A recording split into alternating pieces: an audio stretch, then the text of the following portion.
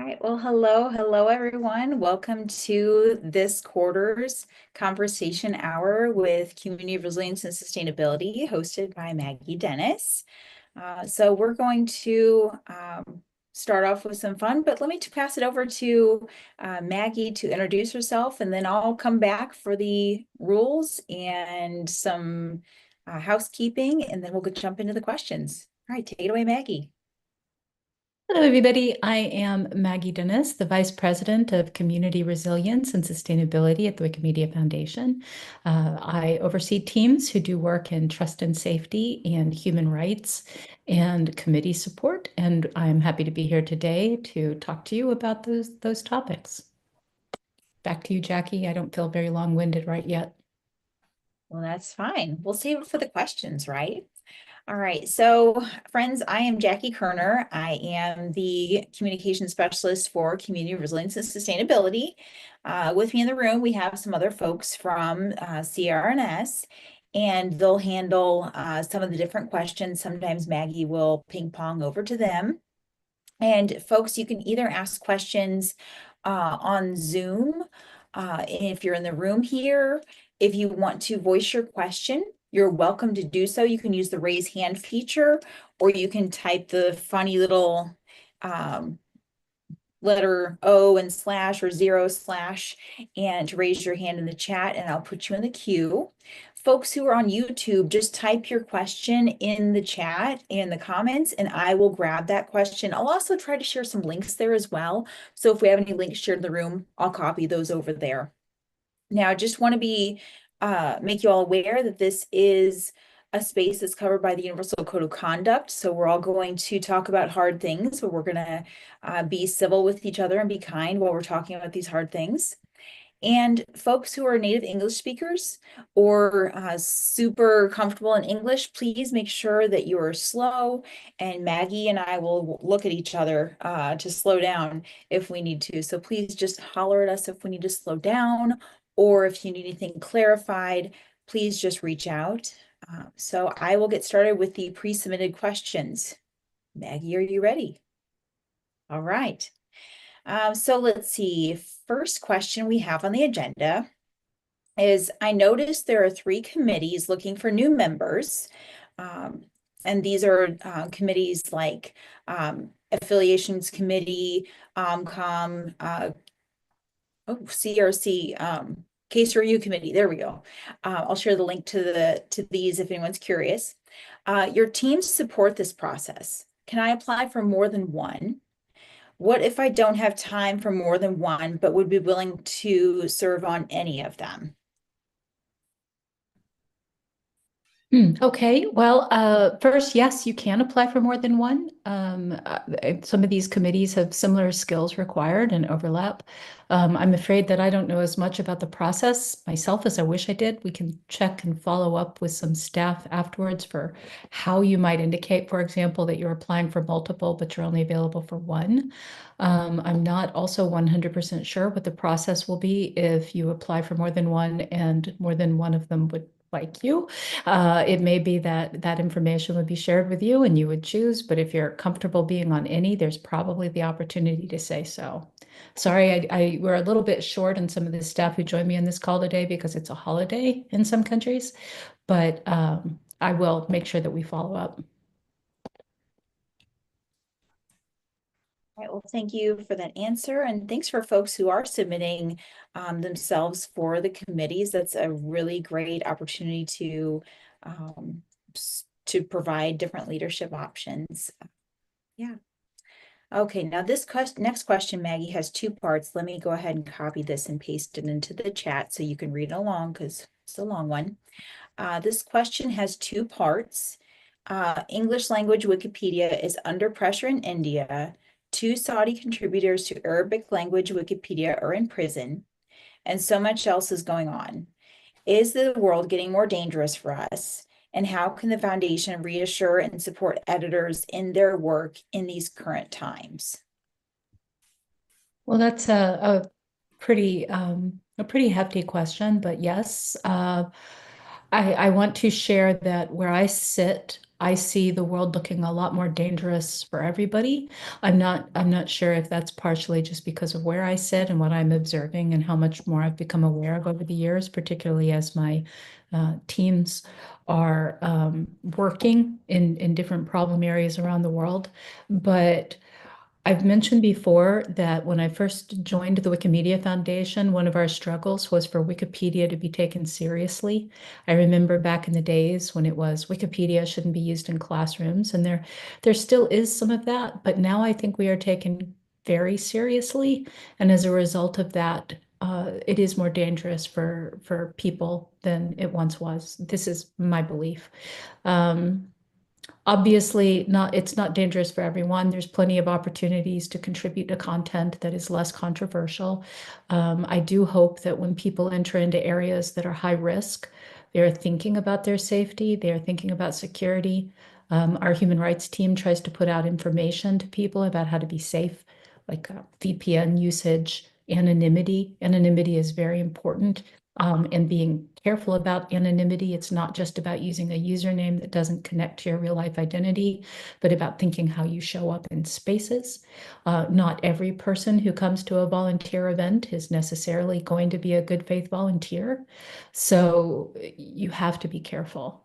Um, in terms of what the foundation can do to reassure and support editors, I suspect telling people the world is more dangerous isn't very reassuring, but I believe firmly informed consent matters. And I think it is very important for people to be aware of what can happen. Even as a baby editor on Wikipedia a decade ago, I remember I was once a subject of interest by a group of American neo-Nazis who decided they were going to say things on Wikipedia, and when I reverted them, decided they would come after me. So be careful. In terms of what we can do to support editors in their work, we have a lot of different things that we do and try to do, different teams. We have the legal fees assistance program in our legal department where we can help people who face lawsuits for their good faith work. We have some programs with our human rights team where we can help people connect with local resources when they are in immediate danger. Uh, there's just a real variety. Um, Cameron, I want to see if you want to add anything specifically about how people can reach out for human rights support. Sure, Maggie. Thanks so much. And hopefully you can see me on video here. Um, Everybody can hear me okay? I have new headphones. Okay, good.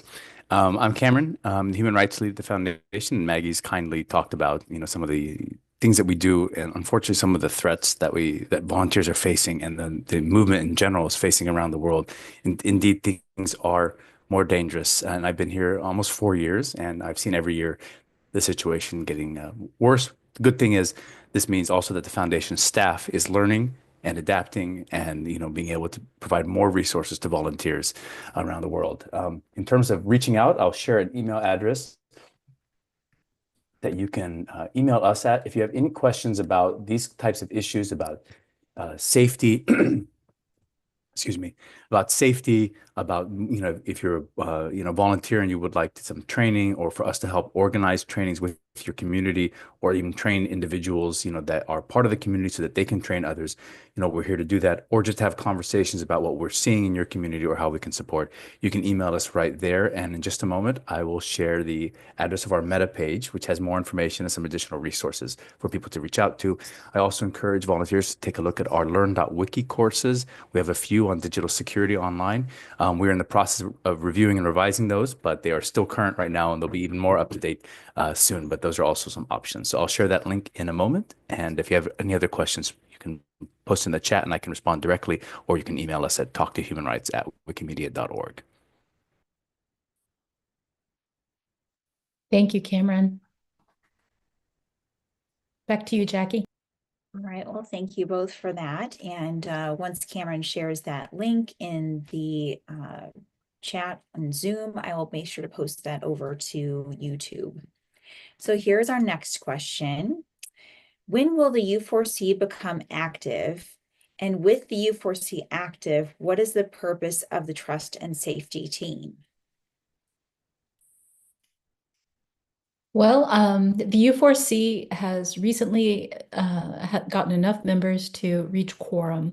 And I understand, although I'm not working with them as closely as some of my staff are, I understand that they are busily organizing themselves up into their full activity, including the first review of the Universal Code of Conduct policy that we've been talking about for some time. So I might ask Nesma if she wants to speak to that. Before she does, though, if she's available to, I will say trust and safety needs to work in partnership with the U4C and with the arbitration committees and with all the other functionaries across the globe. I see trust and safety as having a very important role in keeping particularly those users safe. As I mentioned, this environment is getting more dangerous for people. And sometimes, unfortunately, the people who try to govern and moderate the sites put themselves into the line of danger. And we are here to help. We want to be valuable in a backup situation where people find that something is too dangerous for them to handle. Of course, we also have an ongoing role in terms of issues that we have to handle for legal compliance. And I imagine it will be a while before our global communities are fully independent, even under the U4C. They're not like a huge committee. So I have a feeling if you ask like arbitration committee, English Wikipedia's arbitration committee, they would say they have plenty of work. And we're talking about going global in so many different languages. We don't even know yet what their workload is going to look like. So I think there's a lot of room for trust and safety to work with these groups, and really am hopeful that we will have a great relationship and that will happen. Nesma, I see you came on camera. Do you mind speaking a little bit about the U4C and our work with them? Yes, absolutely. Hi, everybody. My name is Nesma. I support the trust and safety team. And in regards to the U4C, I would say in many ways they are actually active. They might not be taking cases at the moment, but they are actively working towards building up their processes to ensure that they're ready for the case workload that's about to come through. As Maggie noted, we're not even sure what is going to happen here, right? Because this is a committee that will be supporting our entire movement as a whole, versus, hyper focusing on one language. So I definitely think we don't know what to expect and what they will actually end up receiving. But from what I'm aware of at the moment, they're building up their processes and hope to have that clearly laid out shortly in the coming months. And I know for a fact that they were trying to make sure that it's available before the end of the year as well, so that people. But one thing I do have to note is that they are easily available to answer any questions that might come their way. So I'll add their mailing list that you can send over to them, because they are willing to answer questions as well, even if they're not necessarily taking cases. They're willing to first of all answer any questions that come up, and also start the queue of cases that are going to be worked on. Hopefully that clarifies.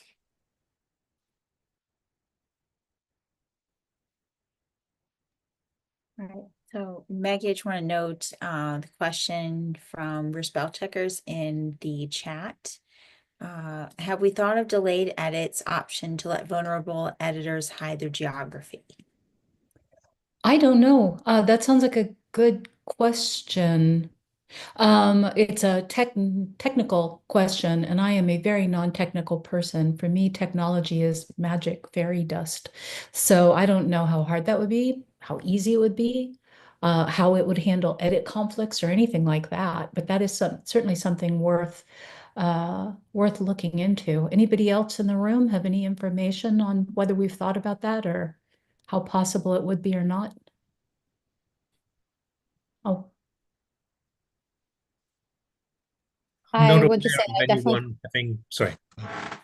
Sorry about it. We all went at the same time. As I say, I would definitely think it's more of a technical question. We can ask our product team if they've thought about that. I know they've definitely, part of the IP masking work and temporary account work is to help with that as well.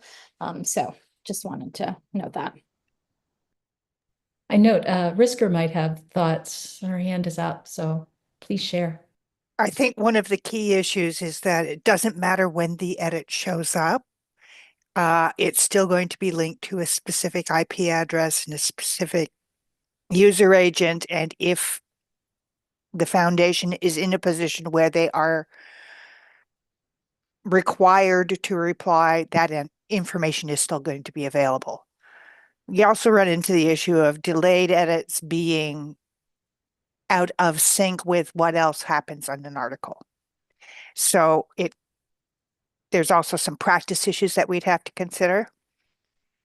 But if an edit is coming from a specific IP, that information is going to be there regardless of when it is published. So I'm complete.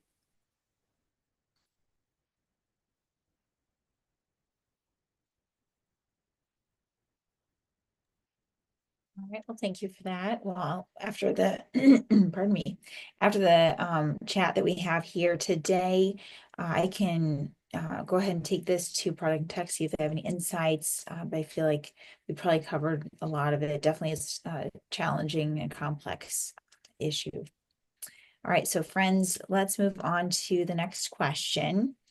Neither the board election nor the U4C resulted in diverse committees.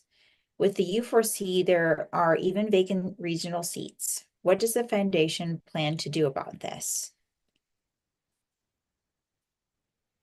Well, that's obviously I'm flummoxed. That's a challenging question. I hope that we will continue to support the community in elections, and I hope that we will continue to get better at drawing people from all across the world and locations and from different groups to apply.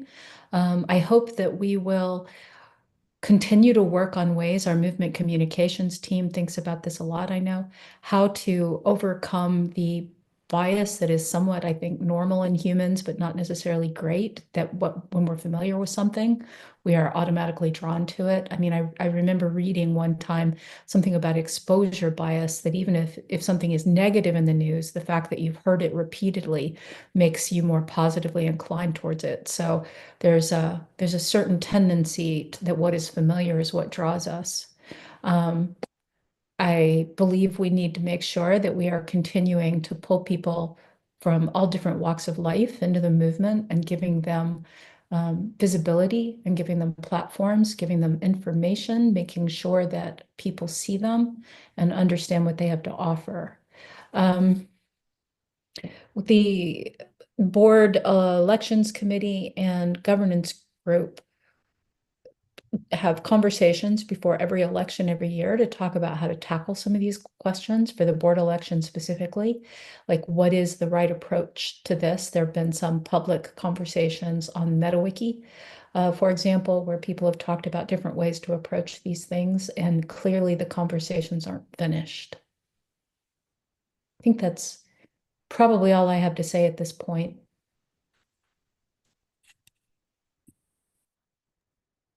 Okay, great. We had a question come in from YouTube. So thanks, person on YouTube, for sharing that question.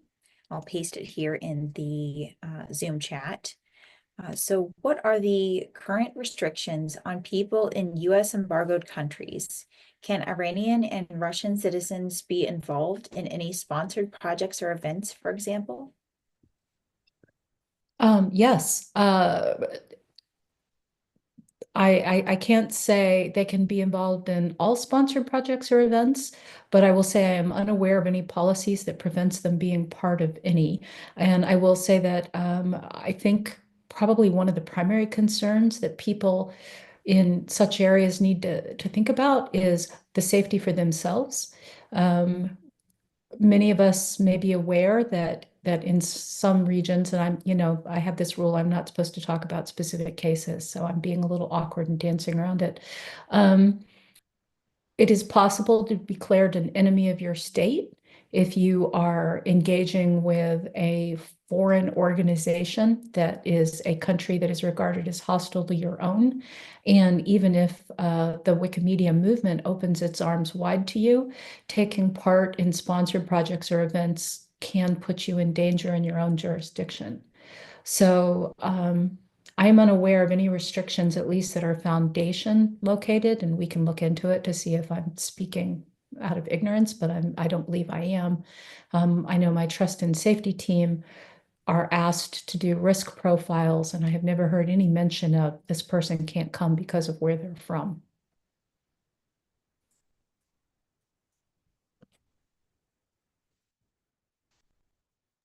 All right, well, thank you for that, and thanks for that question again. All right, so next question. I'll go ahead and share in the Zoom room because it's a long question here. I saw you in an article on PEN America talking about disinformation. I also saw a website naming and shaming specific editors with accusations of leading disinformation and one global conflict on Wikipedia. This is alarming. This is how people get doxxed. People use accusations of disinformation to silence disagreement. How can you protect people from this? Okay, I am the question is typed for me also, those of you who are on YouTube, so I'm reading it just to make sure that I've grasped it all. Transparency is very important on Wikipedia. I am proud of our work. I'm proud of the fact that we have all of our conversations in open. I think it is really an admirable way to work. It allows us to hold people accountable, and it is also prone to being misused. I think that naming and shaming people outside of the Wikimedia community. I'm trying to be careful here because there's a difference between like whistleblowing and there's a difference between that sort of behavior and taking conflict out of the structures that are built to contain it. It's one thing to identify serious abuse, and it's a different thing to say, I've had a disagreement and it's not settled yet, and this person disagrees with me, and everybody who agrees with me should come be mean to them. I also want to say disinformation is a serious issue on our sites. The PEN America article, which I have to acknowledge, I supplied it to PEN America and I contributed to it, but a lot of other people did as well. So if you read that article, it's not all me, it's those of us who work in this disinformation sphere. Disinformation is a serious problem, but it's not the same thing as bias, and it's not the same thing as being incorrect. So sometimes conflicts are escalated in a way that make them sound more nefarious than they actually are. People can be wrong. People can have bias. People can be operating on information they think is correct. That's different from disinformation, which is a deliberate attempt to deceive. And we treat it as a coordinated attempt to deceive, such as between groups or coalitions. How can we protect people from all of this? Well, I think one of the things that Wikipedia does well, and the Universal Code of Conduct speaks to this, is that if you take a debate outside of the Wikipedia community and you draw an attack against others, then you face consequences. And I think this is appropriate. Again, I'm not talking about whistleblowing in kind of like a legitimate sense. I don't want people to think that I'm saying anything that happens on Wikipedia is fine and can only be handled in Wikipedia. But I am saying, be careful what you do. These are real people that we're dealing with, and people can get doxxed and people have been hurt because of this. And not all of them are up to ill intent. Some of them who disagree with you, even if you are completely right, might simply be wrong. In terms of how we protect people from doxing, I've already spoken a little bit to some of the human rights work. There have been a few occasions where we have helped people reach out to other websites where they have been doxed to support them in requesting that information be removed. We all know that once it's on the internet, though, it's kind of there forever, and there are limits to what we can do, other than we do the best we can to enforce the code of conduct and the terms of use and to protect people from being abused for their work here. I know I'm probably starting to become a bit of a problem in consistently talking about this, but I really do think it is important to protect your anonymity, especially if you are working in areas that are high stakes. It can be hard to predict what those are because what is high stakes changes so rapidly, but do what you can to protect yourself so that people can't track you down. And again, that includes being careful with what you say to the people that you meet in person. I'm such a ray of sunshine. Jackie, any other questions? So yeah, just to echo on that, there are some pieces that we have about how to protect yourself with the username. And I think Maggie, you've said this before, you never know when the context might change. So it's always important, if you pick a username, pick one, because even if you feel safe today, context change. So thanks, Maggie, for talking about that. And I also want to take a moment, especially with context changing and feeling safe. Someone asked on YouTube if they could ask a question, but not publicly. Absolutely. You can always email answers@wikimedia.org if you have questions. I will type that into the chat and hopefully not misspell it. Let's not do that. So you can have your questions submitted and we'll try to find the best answer that we can for that. Someone monitors that email each day. So share those questions that you have. And also, if you're in the Zoom room or on YouTube and you have a question, please, this is the time to ask it. Raise your hand or just put a little something in the chat and I can either speak your question out or you can take the mic and do that. For now, while you're thinking of your amazing question, I will move on to another pre-submitted question. This one has to do with the UCOC. Previously, you said there would be an annual review of the UCOC. We've been waiting for years. When will that start? So yes, and I first I wanted to tell you, if you haven't noticed already, I tend to be pretty optimistic about how long things take. So way back when the UCOC was first created, I had this grand notion that there would be a coordinating committee within a matter of months. So I am sorry, I really did not imagine that it would take us this long to get from policy to the body that is supposed to enforce it and also do the review. My understanding is that the review plan, they're currently talking about it and need to figure out the right time to get it going since the committee just got together and what that's going to look like. But I know they're very interested in getting that moving. So I'm sure we will be hearing more from them very soon on that.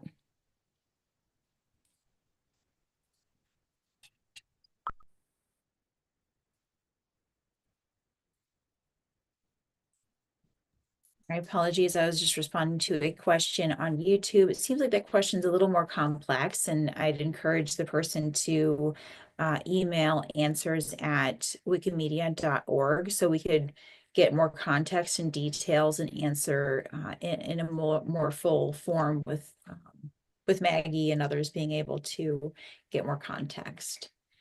And next question that we have let's see, in the list here is, how much disinformation have we seen around the global elections this year? What does the foundation do about it?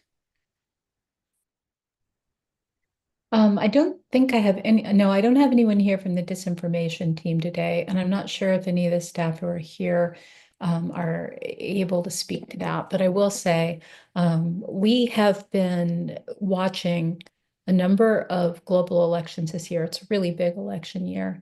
And there have been, oh, okay, good. Nesma says she can answer. So I will immediately pass the buck.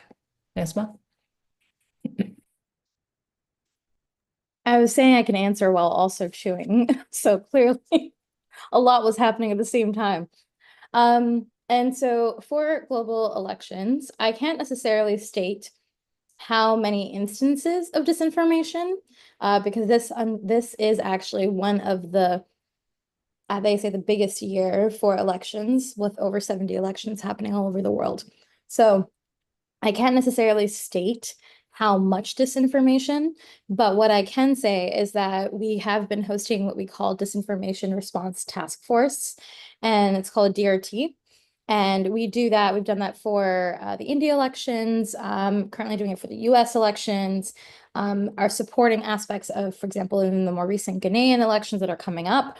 And those spaces are really meant to surface issues and work with the community to surface any issues that come up. So, for example, we'll work with the arbitration committee if there's an arbitration committee in that language, and that arbitration committee would work alongside us. We'd also work with admins and also civil society to make sure that we are best supporting that specific election to the best of our ability. And part of the DRT was also initially started as like a pilot to figure out what are the ways that we can work alongside the community in dealing with these challenges, especially because for us, it's like we can do a bit of a deeper dive research if needed. So a good example of that is, I guess a good example of this is that for, you know, when there is issues that do come up, we're able to sometimes actually end up doing a deeper dive of the actual issue itself. And that includes us understanding better, like the habits of coordinated attacks that we could be able to surface back to the community. So recently we did a white paper that was a collaboration between disinformation and the research team. And that actually came from an ask from the English ARPCom, you know, partly due to some of the disinformation task force work that was being done. So I just wanted to say that that's like one of the avenues that we currently have to deal with some of the disinformation challenges. And then outside of that, you can also just reach out to the trust and safety team. And we actually will be able to triage the requests to the disinfo and make sure that, you know, if there are issues that you're seeing, for example, and the community is unable to handle it, we're definitely willing to triage and figure out something. And so that's all I'd like to share on that.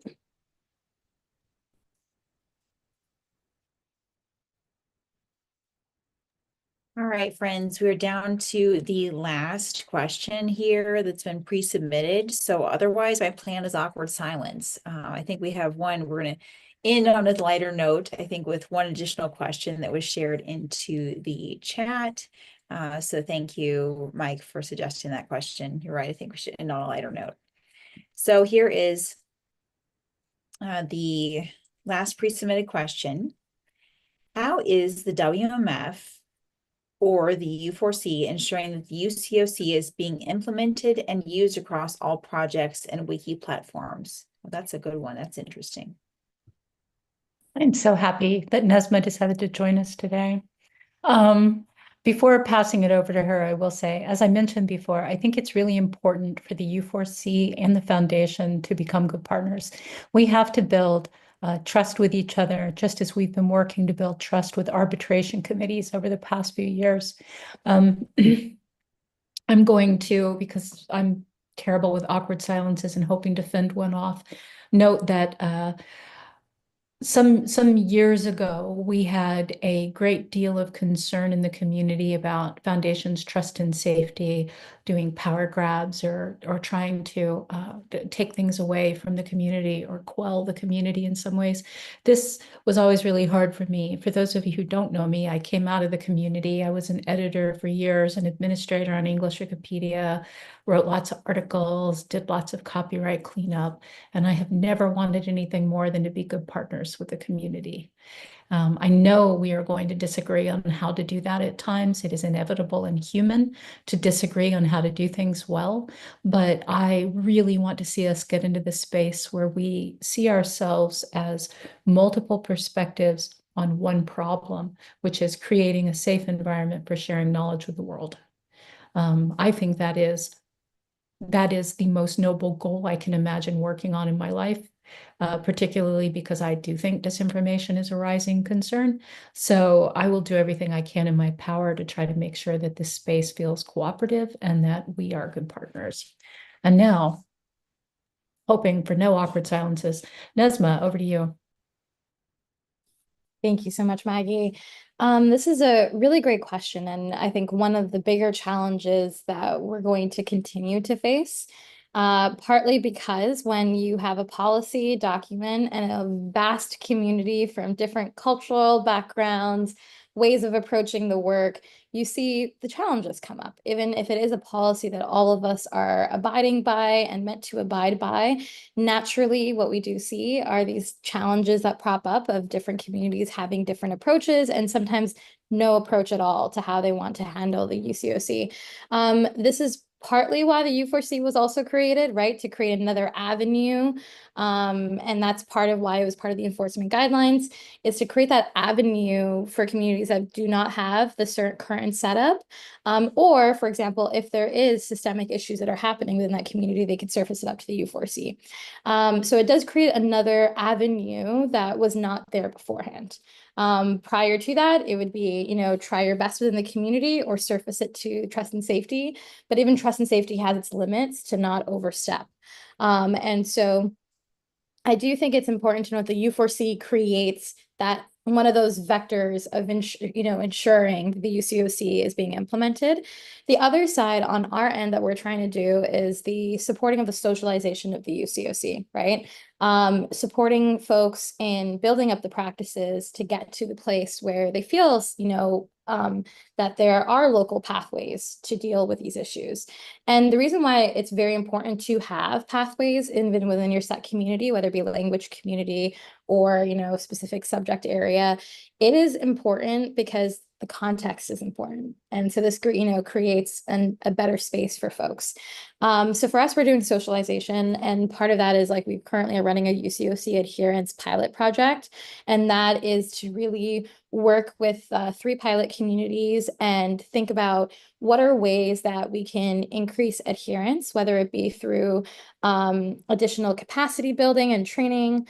And that training would also be available to everybody else as well. It's just testing it in the pilot phase and then sharing it with the broader community.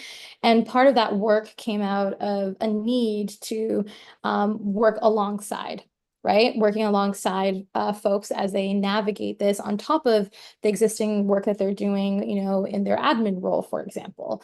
And so our role at WMF is really to build the capacities and the support mechanisms and the resourcing so folks are able to, one, tackle this on a community level, and if not within their specific community, they'll be able to surface it up to the U4C.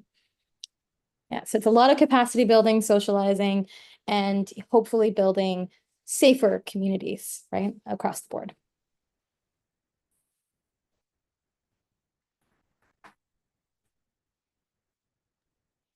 All right, now let's see.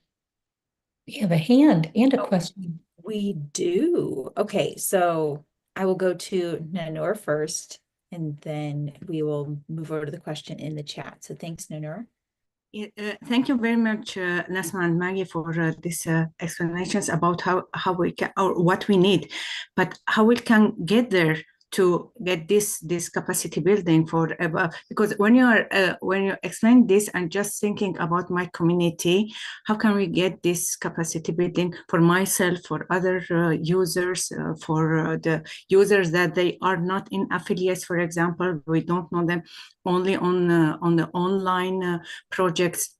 I don't know. It's not clear. It's not. It's very, very important because this is the things that we don't care about it so much unless that we are in dangerous. So but for me at least, yes, big things, but not clear how can we get started. Yeah, so just sharing, it's not the question, sorry, just sharing thoughts with you. I will share a reflection. Also, first of all, nice seeing you, Nanur. I will share a reflection. I think this is a struggle for many, actually. It is a struggle for many because you're navigating your existing, processes and work that you're already thinking about, right? And then on top of that, navigating the behavioral challenges that can come up when we're working with each other, right? And so it is an ongoing challenge. And I think part of the enforcement guidelines noted also UCOC training, and, really trying to focus on the building of the capacity. And so part of that is also going to be rolling out. We've been preparing some early drafts of resources that the U4C is also going to has already started to review, but will like add on to and confirm. I'll add the link over, and those are some examples of what we're trying to build towards so that people have more resources to kind of talk through, or like even guidance, right? And like how to think, or like guidance of how to get there, right? Because every opportunity is going to be different and how people approach it, but sometimes you just need the like first 3 questions, right? To like help you get into that space. And that's the hope for the training material that is part of the U4C work that's already started even prior to, because we wanted to at least start the initial drafts. This was approved beforehand. But I do think that that's going to be one place. And then the pilot that we're currently doing with UCSC adherence is hopefully going to also come out with some more materials and more methods, right? So a good example is, and I'll just share this really quickly, is Wikimedia France actually has a psychology support line that you can contact, right? So you can give them a call. They have a line, and that's available for the French community. But obviously they were hyper focusing on France at the time. And one of the things that we're trying to figure out is like, what was the approach, right, of even building towards that, right? That would be potentially useful to other affiliates that might be considering that, which will then naturally help, you know, the community member who doesn't necessarily engage with the affiliates as much, but now has access to this resource. So I wanted to share that as like an example of what we're also thinking about that's expanding way beyond training, is like, also, how are people getting from point A to point B already practiced in our ecosystem that can be useful to others?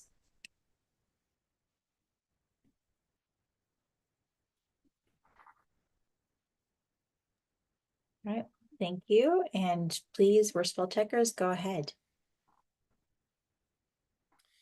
Thank you. So temporary accounts are going to replace IP editing in the next few months. And overall, I think this will be positive for people who experience online abuse. But I see a couple of increased vulnerabilities.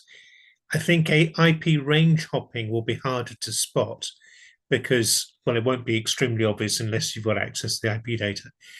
And if an abuser has multiple devices on the same IP, they will each be treated as a different individual. Am I right that this is a couple of increased vulnerabilities we're going to have? And is there anything which trust and safety can do to measure this in advance, monitor this, warn people? Those are good questions, and I'm really hoping somebody in the room is going to say, I know, because again, this is technical. I will say, just for clarity, while we do work closely with the trust and safety product team, they are not the same people as the ones who work for me. We handle the kind of like social enforcement, and my global head, Jan Eisfeld, does talk often with product and technology, but he is off having a holiday in Europe. So does anybody in the room know anything about what the plan is to address this issue, or is this something we're going to have to follow up? I can quickly answer this. So in regards to our practices, so for example, we actually do behavioral investigations, right? So part of our behavioral investigation sometimes includes IPs, right, that are behaving in a way that obviously the community has flagged to us. So the way that we are hoping here in some ways, so this is just one aspect of this question, is we can generally see the patterns in people's behavior. So unless someone is drastically changing their pathways from person to person, it's actually quite easy for us to kind of spot certain ways of writing. And that is something that we already do anyways when we're thinking about some of this, even IPs that we get access, that we see, and we're actually also assessing in relation to a broader issue. So I do think we're going to be relying on those tricks and tips and tricks on our end to see if, to minimize that risk. But that's more on the psychological and, thinking about it and the patterns and habits of people more than it is a technical fix for something like this. I was expecting you'd have access to the IPs. It's more, are more abuse cases going to wind up getting to a more serious level because the the editors on the ground don't have access to certain information as a result of this. That was my concern, but maybe we don't have anyone here who can measure. Brisker might know. She knows a lot. That's a scary thought. Actually, this is something that we have discussed a little bit amongst the Check user team.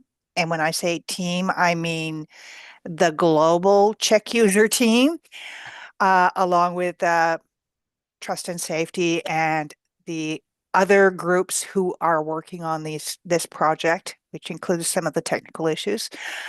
There is going to be a new permission created that allows trusted users who are not Check users to be able to access IP addresses and review the IP addresses of individual temporary accounts.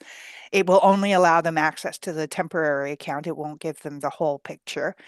So there is that way. The reality is that IP addresses are not nearly as helpful in 2024 as they were in 2015 or even 2008. So the usefulness of the information that we're getting from IPs is decreasing significantly. So this is a good step. It's protecting some privacy here. It's not going to prevent people who really do pay attention to this stuff from blocking accounts and so on, because they're going to be able to apply for the additional permission. And, you know, most administrators, and certainly administrators who have experience with sock puppetry investigations and things like that, are in the group that would be targeted to receive that permission for sure. We can do better in just simply saying this behavior is unacceptable and blocking the accounts. Quite honestly, we don't block accounts that misbehave nearly as often as we ought to. I'm complete there. Thank you. All right, it seems like we have come to the end of the question queue, so we'll pivot to a lighter question that was asked earlier in the chat. What does a typical day look like in the Trust and Safety group? Y'all met Nesma? For those of you who don't know, Nesma is the lead manager, I'm sorry, I don't remember exact title, of the Trust and Safety team. So it is her job to oversee those amazing people. Nesma. I get to support an amazing, amazing team. Okay, day in the life of a Trust and Safety group. I'll give you a day in the life of a person because I think we're always working on, all of us are working on different things at any given moment. So generally, we all start the day catching up with the 5,000 emails and Slack messages we got beforehand.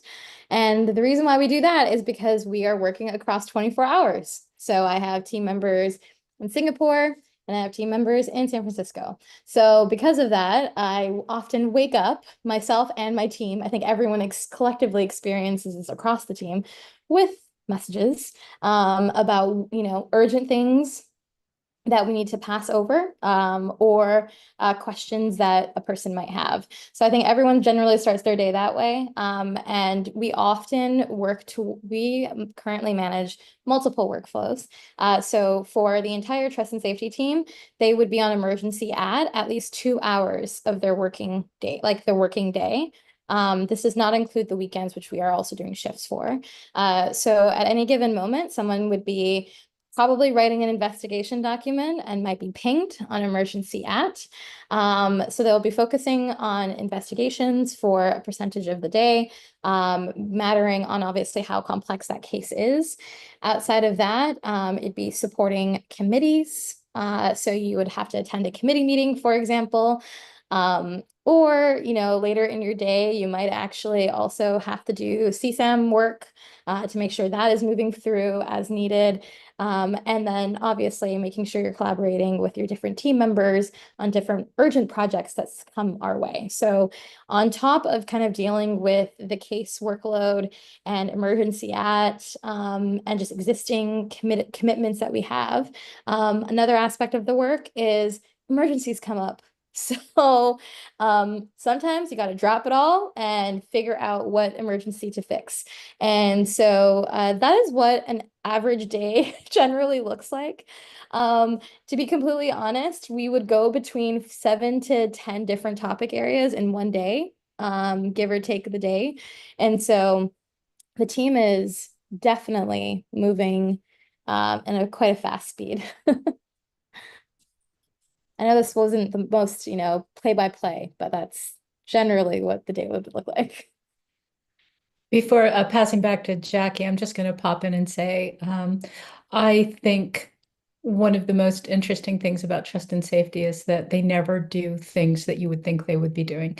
Every case they get in is weird in its own unique way. So when they send me along cases and I open them up, I'm like, I did not ever expect to see this happen in my life. And yet here we are, and we have to figure out what to do about it. So back to you, Jackie. Yeah, it's always surprising. Let's just say that. It's never a boring day. How about that? So thanks, Nazma, for voicing the typical day. I think we do have one question on Risker, if you want to voice your question. Thank you. This question is probably to Cameron, who gave us the link to the digital risk assessment course. I see a real emphasis there on using VPNs, but realistically, VPNs are largely blocked across Wikimedia world. And there is reason for that. It's because they're quite badly abused in a lot of cases. How do you propose to deal with this conflict? And I'm going to be very upfront. I handled the check user queue for IP block exemptions on English Wikipedia almost exclusively. So I probably do more IP block exemptions than anybody else on English. And we're running into this all the time, the VPN issue. So hearing from the foundation on its thoughts here would be appreciated. Also throw in Tor. Thanks, Risker, for the question. Yeah, thanks, Risker, for the question. This is a tough place, and generally speaking, our guidance when it comes to VPNs is for volunteers to be who feel that they do have a need for using VPNs, is to try to use it for as many non-wiki activities as possible. People are doing research, on articles. If we're thinking in some, very difficult jurisdictions, maybe they're doing research on government corruption. They are connecting with friends and family or other Wikimedians, off wiki. There's lots of like Facebook groups, other sort of channels and venues and forums for people to meet. So generally speaking, if you can reduce the sort of your risk footprint, if you will, reduce the risk surface, this can do a lot to make sure that you're in a safer position. We do recognize, of course, that the foundation, that the community does have this position on VPNs, which is a very sane one, absolutely. But there are other steps that people can take to minimize, if they're popping up on people's radar.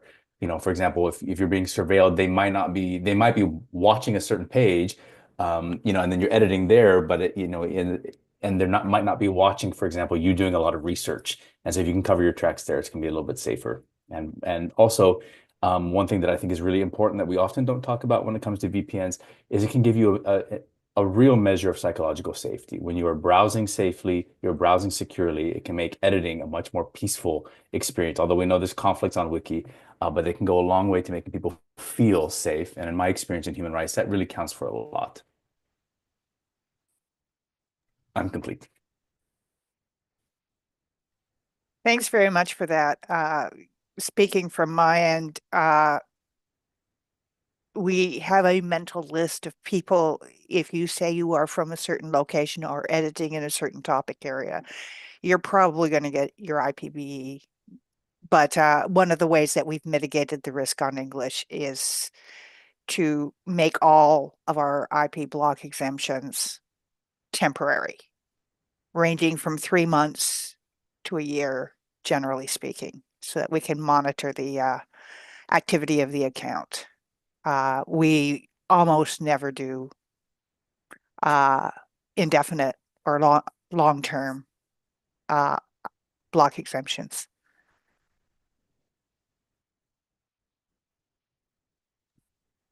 The challenges of our movement just keep getting more complex. Some of you who've known me for a while may know that I kind of like to come up with catchphrases that I can pull out again and again. And one of my favorites is, if my job were only about safety, I would say, let's shut down Wikipedia, call it a day, it's done.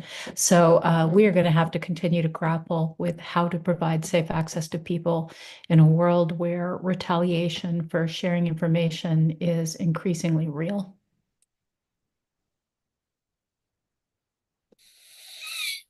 I see Mike has a comment. Mike, do you want to unmute to voice your comment?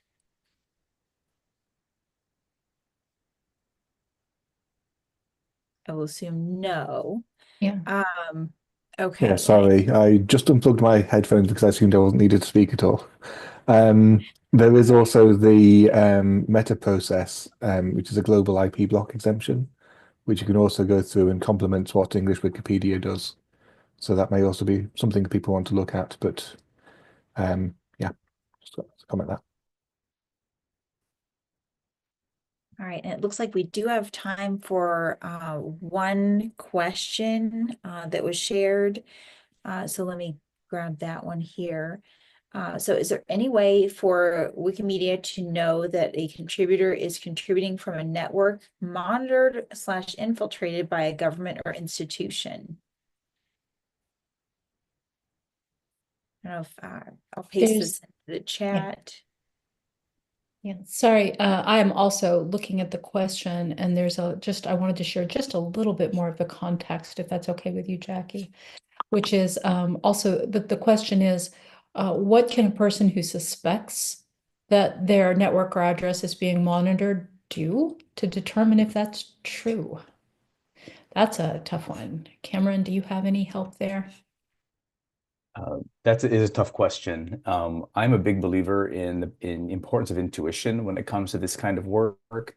Typically, if you do feel something may be up, you probably have at least some basis for that. And I think it's important to assume then, if you do feel that strongly, that may be the case, and use, as we talked about VPNs, Signal for, texting, ensuring you're using like Firefox or a more secure OS, if you can go to Mac or to Linux. But in terms of, if you're feeling that, I think it's good to take precautions. And anyway, at the end of the day, you're still going to be more secure, which is still a win for everybody, in the end of the day there. But in terms of actually, if it's possible for us to tell, it's not possible for us to tell whether or not you're coming from a compromised network. I mean, obviously, let's say if you're coming from, let's go back to the Cold War days. If your IP address is a KGB HQ, that might be a clue. But if that's not, generally speaking, that's not the case. IP addresses can be spoofed, right? People can be, a low-level employee in an intelligence agency that have no access to this stuff. So we can't go based on IP addresses.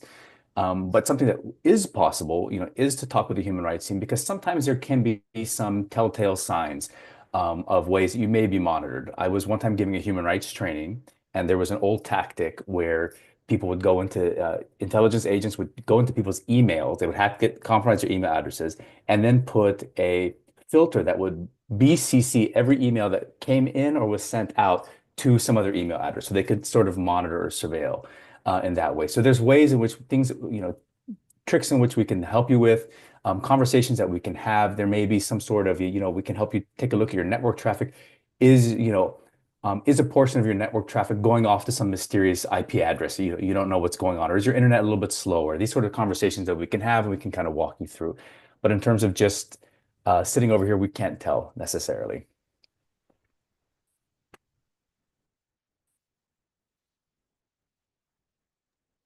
All right. Cheery conversation, Inder.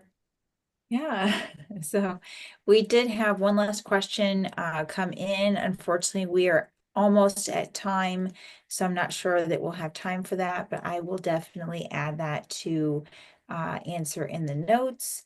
And I'm sorry we didn't end on a cheerier note, but these are definitely complex issues, and so glad that we are talking about them for sure. Yeah, CR&S is the joy division. Is that, yeah, I mean, yeah, the C in CR&S stands for joy. Um, so hopefully you all learned a lot and feel stronger about ways that you can move forward. And Maggie, I'll let you wrap us up and bring us home.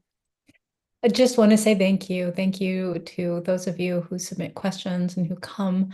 Thank you to those who join us in the Zoom space as well as watching on YouTube. And please do follow up if you have more questions. It's really valuable for me to hear your thoughts, and I appreciate you. And for those of you who are in an area where this is a thing, happy Halloween.